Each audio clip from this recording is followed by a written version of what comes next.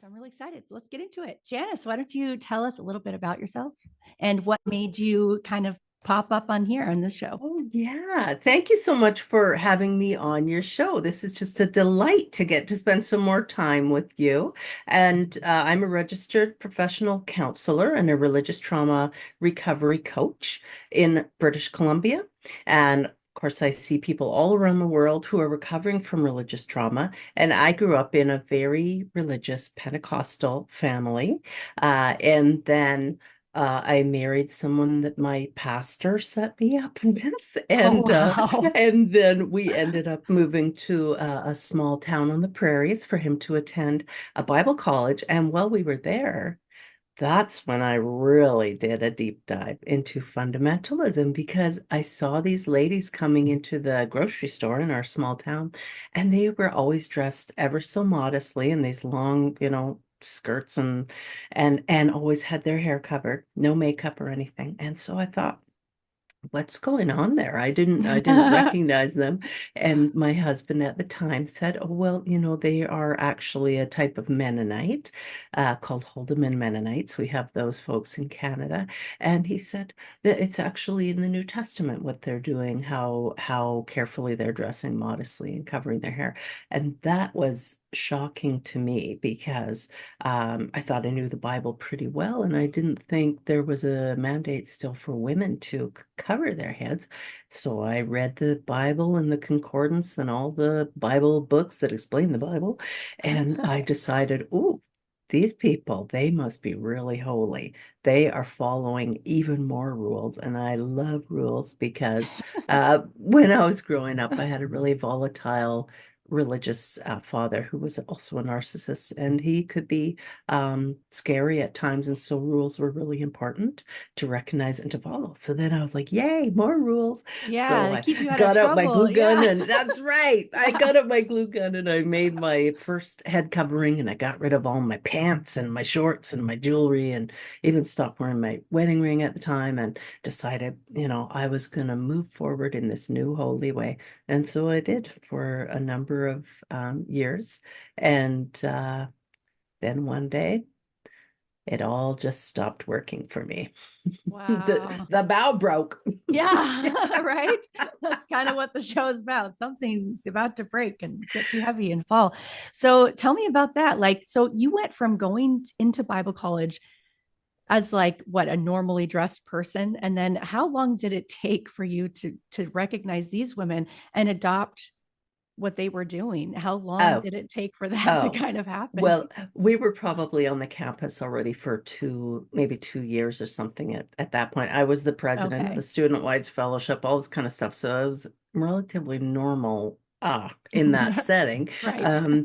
But then once I learned this new exciting truth about more rules to follow, within 24 hours, I was like, bam, that's it. Because, I can be prone to extremes. And certainly that was a case where that happened. And I felt that I was being entirely obedient to scripture.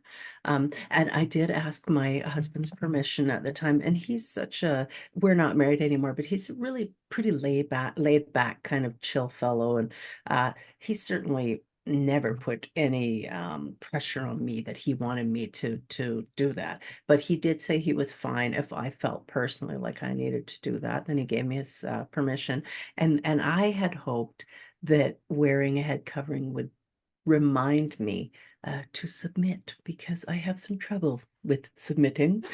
Yeah, we do, don't we? So some others might recognize that. And so I really had, the best of intentions, and I wore a head covering for a number of years, and I also, started homeschooling the children at that time, just really becoming more isolated and insulated in my views.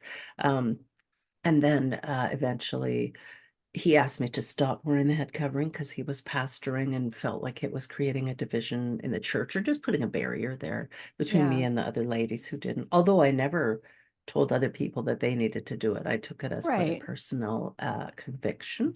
But so then we had a year that was very difficult with lots of terrible things that went wrong.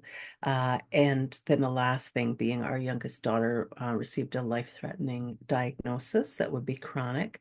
And that was just it for me. That was the bow broke right there because I Yeah. was like, I don't know anyone who's tried so hard to live according to the Bible uh, as I had been doing. And then it just seemed like a constant barrage of everything going wrong. And so that was it for me. And I gave myself permission to start looking in other belief systems and religions. So what was going through your head when, you had said I did all this work. I changed all these things about myself to follow God more than I was following him. And now this, now Mhm. my kid is sick. Like, yeah. So you said the bow broke. So what was kind of going in your head? You're like, yeah, I've done this all for nothing. Is God punishing me or is he just not there? Like what were you Right. thinking? Yeah, excellent, excellent question because certainly that was the whole concept of am I being punished? Those sorts of things were going through my head. And then there were some other Christian people who I'm sure were well-meaning, who also were, you need to pray more, you need to fast more, whatever kind of stuff.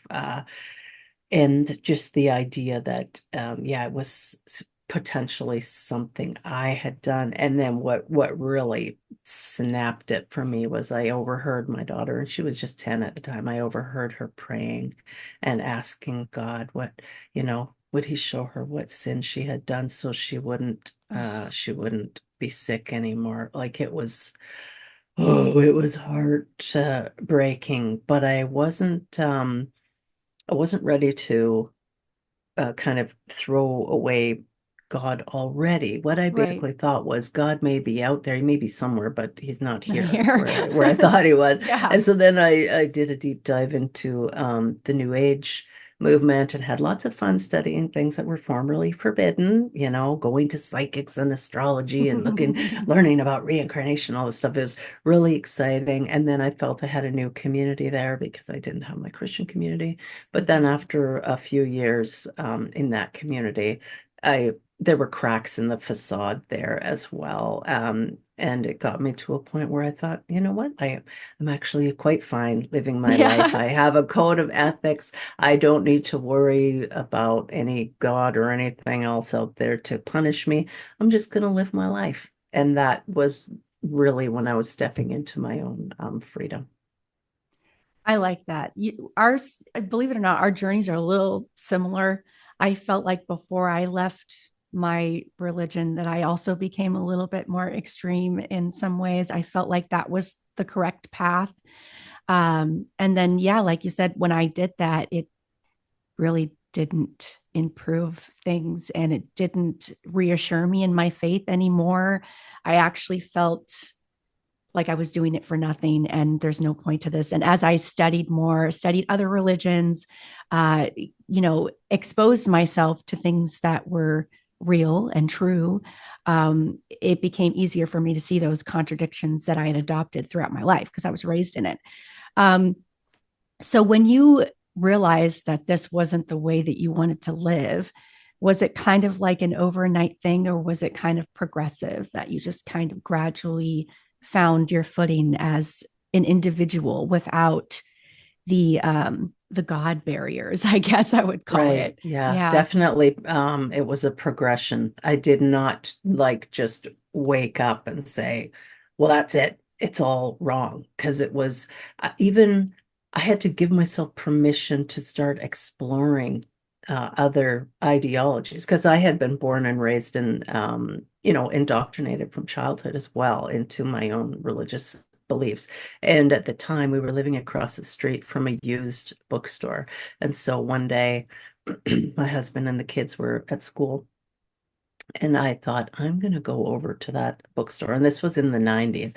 And so there was a room at the back of the store, and it had a long dark velvet curtain to the floor, and over top of it it said occult and alternative religions. And I was like, I'm going in there, I'm Yeah, going in there. I'm So going in. psych myself up, and I went and I took a big breath and I opened the curtain, and then lightning did not strike me. And so I went inside and I quickly closed the curtain because I didn't want anyone to see me. And I was scanning the bookshelves to look for anything that seemed like some kind of textbook, nothing that would immediately send me to hell. And so I grabbed a book and I went to the cashier and I actually asked her to put it in a brown paper bag because I didn't want people seeing that I had this. Oh, And then I took it and I ran back across the street to our home and I hid it in the safest place, my underwear drawer, because I knew God himself would not even look in my underwear drawer.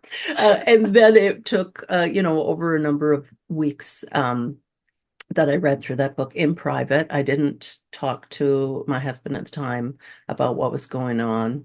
He, mm, by that time, wasn't really interested in coming to church, and the kids I was having to drag to church. And so the last time I went to church, I went by myself and I just wept through the service because the hymns and the choruses, they just turned to sawdust in my mouth because I yeah. felt very abandoned by God and by my church family. But so it was a progression of walking out, taking small steps on my own to figure out my own beliefs.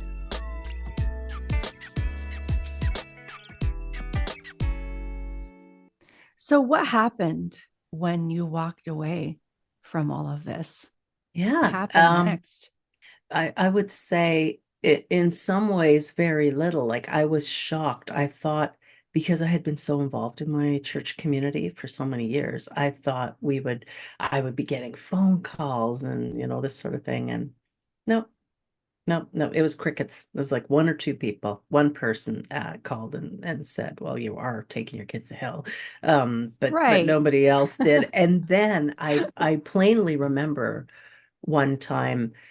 Uh, Breathing a great sigh of relief when I determined, you know what? I think hell is made up. I don't actually think hell is a real place. And then I felt so good about that. And I went to sleep and I woke up in the middle of the night and sat up and I'm like, oh my God, if hell is not real, then maybe heaven is not real. And then I'm like gasping and breathing into a paper bag, Yeah. having a fit Having a thinking panic this. attack. Like, Yes, oh my God, this exactly. is not real. Like, Yeah, whoa. it Yeah. was really scary. And so I called my big brother. So I have two older brothers and they are not religious at all.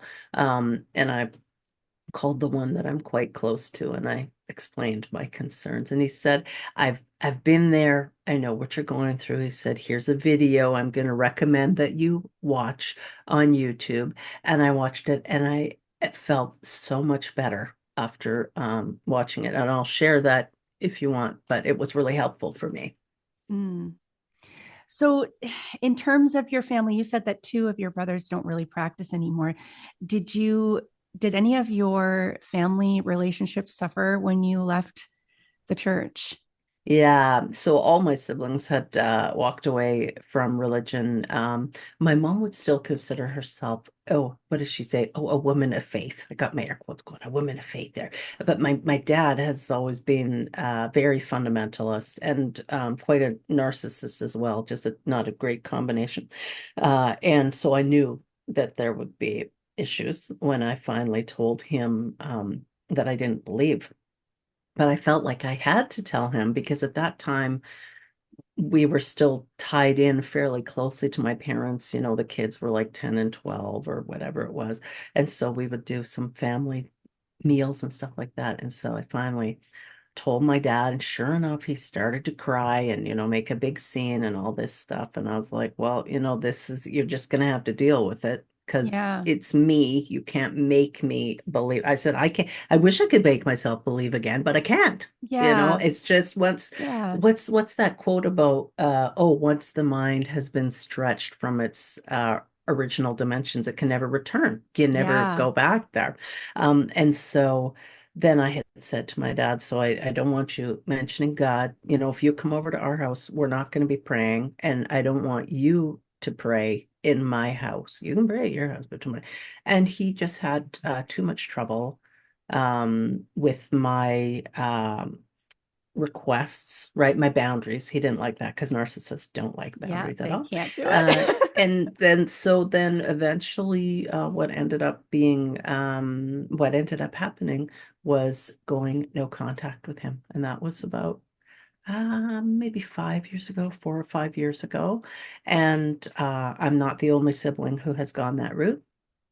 Okay. Um, and it ended up being just a massive relief not having to constantly have interactions with a Yeah. narcissistic parent who is also a fundamentalist. So now my mom, I'm pretty close to, and my parents are in their 80s, of course. Uh, and mom she's very happy for me that I'm living a life that I love and doing work that's meaningful to me.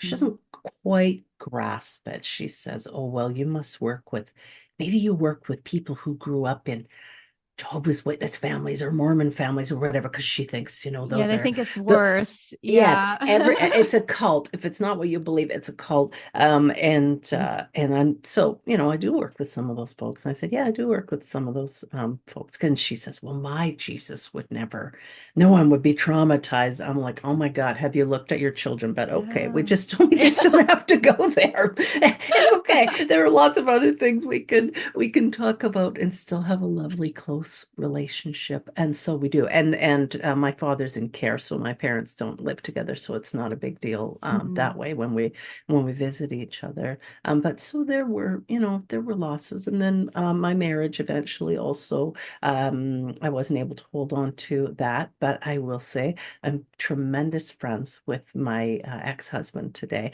and our daughters have grown up and left the faith as well. Mm. So it worked out. Yeah, that's good. Yeah, that's the hard thing about estrangement is that it's kind of bittersweet. For some people, it can be bittersweet. For some people, it is just bitter. So for some people, it is really sweet, and for the majority of us, it's bittersweet. I remember, considering my parents a lot when I walked away from the faith because, like when you said you told your father and he cried, and he was really sad because our parents they actually believe that we will go to hell, and that is very scary for them. They did all this work to dedicate us in the church and to bring us to church and to raise us right, and all for what? For nothing. And then they might have self guilt about, well, what did I do wrong as a parent? And so I am very aware of what it's like for a parent to have to do that and have to see their kid grow up in not a way that they raised them to be, and to worry about their soul, about Oh their yeah. existence in the future or heaven. And so when you tell me that your mom, even though she doesn't quite understand everything, that she's happy for you, that makes me feel good. That gives me hope that maybe some of my family members might be happy for me Oh too, yeah. And knowing that like I'm doing something that I really love and I am yeah, happy and I am like, yeah. settled in Bellingham and I love it here and it's just Yeah. great. It's great. Oh, yeah. And mom told me eventually later that she had concerns when I started wearing a head covering. She didn't Mm, like that because to her that was going in a too legalistic, mm, fundamentalist of a direction. She's always been way more laid back of the two mm. parents. So one was super uptight and one was much more chill. So my mom's just kind of like, yeah, Jesus is great. He loves everyone, so I love everyone. That's Yeah, the kind yeah. of person that she is. And so then it makes it much easier. And even as she's in her 80s, and I hope that she has another 20 years, but we'll just have to wait and see. But if there comes a time when it would be comforting for her if she's lying in a hospital bed somewhere, and it would be comforting if I sang hymns to her, I will sing those hymns to her. I will Yeah, do whatever helps make her comfortable as her time draws to a close. I don't have a problem with that at all. It doesn't mean I believe it, but it does mean that I love yeah, my mom a great deal and I want to comfort her. I don't want her entering into a time of existential crisis like I went through, yeah. not when she's this close to the end. Right, right. Yeah. Everybody just kind of wants peace, Yeah. you know? And some of these religions give people peace, and it does the opposite for others. It's just that's the reality. And Mhm. if we can figure out how to get along despite the fact that we have completely different views, or if we can respect those boundaries, then we can still build families and we can still build those connections and help each other and take care of each other and love each other. There's no reason why we can't do that. There should be, Yeah. so I'm really happy that you shared that with me. That makes me feel good. Oh, It good. does. There's we get a lot of stories on the show where people are just indefinitely estranged from their loved ones, and that's how it's going to be.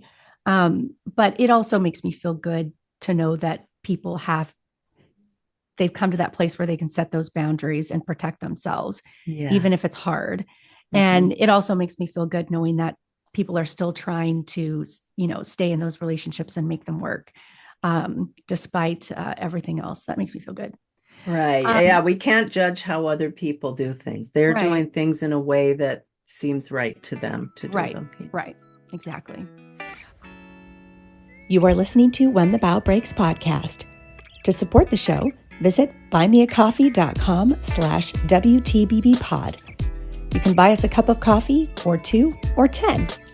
10 cups of coffee sponsors an entire WTBB episode. So if you'd like to support the show, visit buymeacoffee.com/WTBBpod. Back to the show.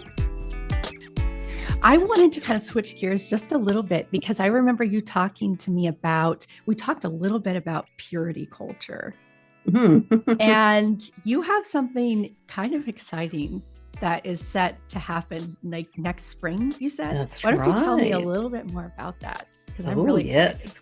Ooh la la. And it will be happening in your neck of the woods. This will be in Seattle next year, May 23rd to 25th. I'm hosting for the first time in person, because everything's been online previously, the Shameless Sexuality Life After Purity Culture Conference. And I'm going to be holding that in Seattle at a hotel right near Pike's Place, which I love. Um, Such a beautiful city, Seattle is. And so I'm going to have people coming and speaking at that event, including my friend, Dr. Daryl Ray, who's the founder of Recovering from Religion. It'll be our Yes, first I time to know, meet in Daryl. person. Yeah. We've spoken many times online, and he's spoken at also at the Conference on Religious Trauma, which I also host. He's spoken there several times, but this will be the first in-person event that I'm doing. So I'm excited about that. And if people want to buy tickets because they're on early bird sale right now, they can go to shamelesssexuality.org. That's like org as in orgasm. Shamelesssexuality.org to Nice. buy their tickets. I love that. Remember that. .org, like orgasm. Got it. As a coach, can you tell me a little bit about, like, what would you tell someone else who's kind of going through this estrangement thing, along with religion? Is there any advice that you would give our listeners who are kind of actively going through that struggle? So do you mean estrangement from family members or estrangement from the religion? I guess maybe a little bit of both, because I feel like when you leave a religion, I feel like it's only natural that there's other people that you just end up not speaking with. I feel like that just kind of happens, even if you're not Mhm. intending for that to happen. So I guess a little bit of both, I guess. Right. Yeah. Yeah. So I always let people know that they are not alone. They're not the first and they won't be the last person to decide that religion is not for them. Mhm. And that um, if we are when we're telling family members that we no longer believe, we want to be careful, purposeful, thoughtful about how we do it, because there are always it's bad news to the religious family members, no matter how you do it. But there are ways that we can present the news that maybe don't make it quite as terrifying, or we need to give people space when we're giving them bad Mm. news, right? And Mhm. where would you like to receive bad news? Probably not in a restaurant. Lots of people think they'll just do it in a public place so there won't be a big emotional display. But no, let's be thoughtful. How Mhm. would you like to receive really difficult news, and be prepared to give people time and space and to let them know you love them no matter what? And that if they have questions or they want to have a conversation, they can talk to you about it, but you won't be going back to church. You're not going back that way. You're just, as a courtesy, because you love them, letting them know that you don't hold those beliefs anymore. And of course, then we make the shift from shared beliefs to shared values.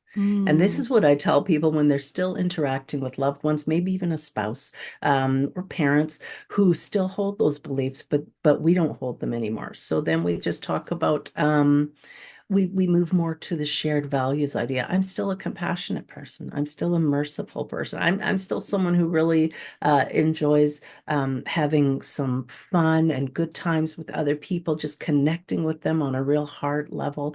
Those things haven't changed about me. The only thing that's changed is I don't believe that there is a God waiting to smite me Right, up there. right. So Yeah.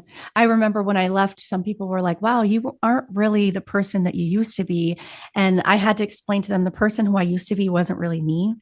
I had exactly. a book full of standards I had to live up to, and I worked really hard to try and live up to them. And I just couldn't continue living that way because I knew that it just wasn't for me.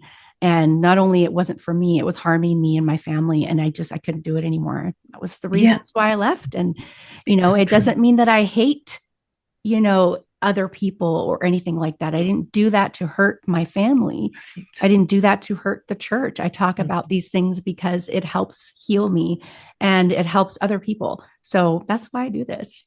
Oh, I love it. Yeah. I'm so glad that you do. You're providing a great service. And I think people will recognize the tug of war if we're talking about this battle between acceptance and uh being our true selves, and we Mm, go along with that. We would kind of try and toe the line so we don't make waves until our need for authenticity really overwhelms that. At that yeah. point, we're like, you know what, I love you so much. It's important for me to be myself. I want to be Hmm. myself with you, and Yeah. this is who I really am, and I invite you to be who you really are too. You have anything else you want to let our guests know about you or your services or a way to get Sure. it connected with you? Sure, yes. So my book will be coming out, I believe, in September, and it'll be called Divorcing Religion, a memoir and survival handbook, because I have in there the workshop that I developed for people who are divorcing religion. So that'll be coming out in September. And my website is divorcingreligion.com. People can reach out to me there, and they'll find me on Threads as well, and Instagram, I think, as Divorcing Religion. Awesome. Well, thank you, Janice. If you'd like to say hello, or if you'd like to be a guest, or if you have a story to submit, please send us an email at wtbbpodcast@gmail.com.